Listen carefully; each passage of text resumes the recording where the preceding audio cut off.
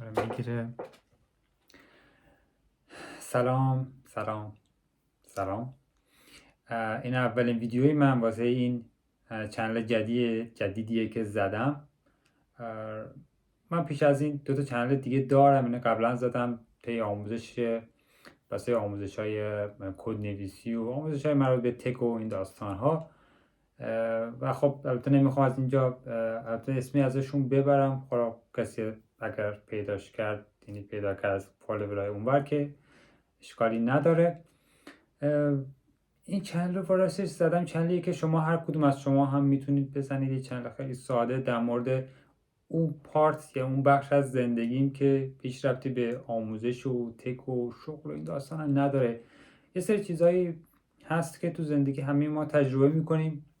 منم مثل همه آدما طی این سالیانی که زندگی کردم یه سری چیزای دیگه تجربه کردم، یه سری چیزای مختلف که از این کلیاتش میخوام اون بخش خوشگلش و قشنگش رو که به شما حس خوب میده و شاید بتونه، شاید حتی کمکی بهتون بکنه رو میخوام تو این کانال به اشتراک بذارم. بیشتر خودم باشم تا اون بخش چی میگن آموزش دهنده هر چیز دیگه ای. همطور که میبینید این چنل رو همینجوری زدم. این اولین ویدیو من که دارم منتشر میکنم، اصلا نمیدونم کسی ببینه این ویدیو رو یا نبینه اصلا، و اصلا قرارم نیست که این از اون چنل های باشه که جای دیگه تبلیغ میکنم، جای دیگه اسمشو ببرم و ممبر بگیره و اینا. دوست داشتم که برای خودم، راستش بیشتر بحث اینه که واسه دل خودم این چنل رو زدم که توش یه سری چیزایی که فکر میکنم خوبه قشنگ رو به اشتراک بذارم. من عابد مرادپور هستم. حالا عموما که منو به اسم نمیشناسن جز خانواده خودم منو به اسم میشناسن.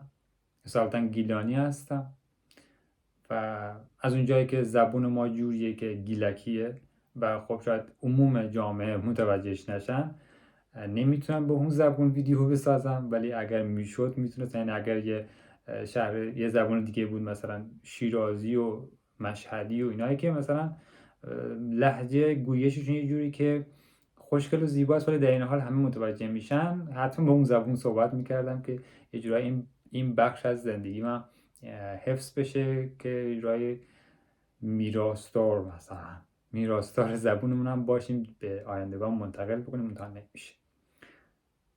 و خب فکر میکنم واسه ویدیو اول همین 2-3 دقیقه کفایت میکنه. جلوتر که پیش بریم قطعا ویدیوهای بیشتری میذارم، بلاگ به خصوص میذارم که بیشتر آشنا بشین که من کجا زندگی میکنم، چه جوری داستانم و یه جوری از این چیزها.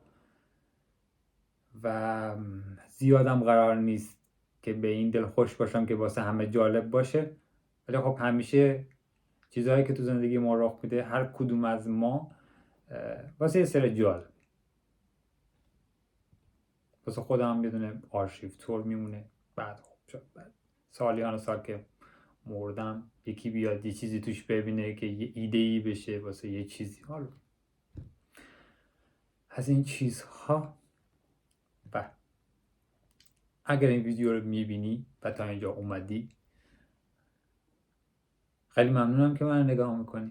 خیلی ممنونم که توجه نشون دادی به ویدیوی من. محتوای خاصی هم نداره، دارم میشینم صحبت میکنم، در خودم میگم. همین. متشکرم ازت که ویدیوی من رو میبینی و خیلی مراقب با خودت باش. تا ویدیو بعدی که نمیدونم کی بسازمش. امروز هم تاریخش رو بگم. امروز میشه 4 بهمن 1402. تا بعدی ببینیم چه میشه. روزگار خوبی داشته باشی. فعلا.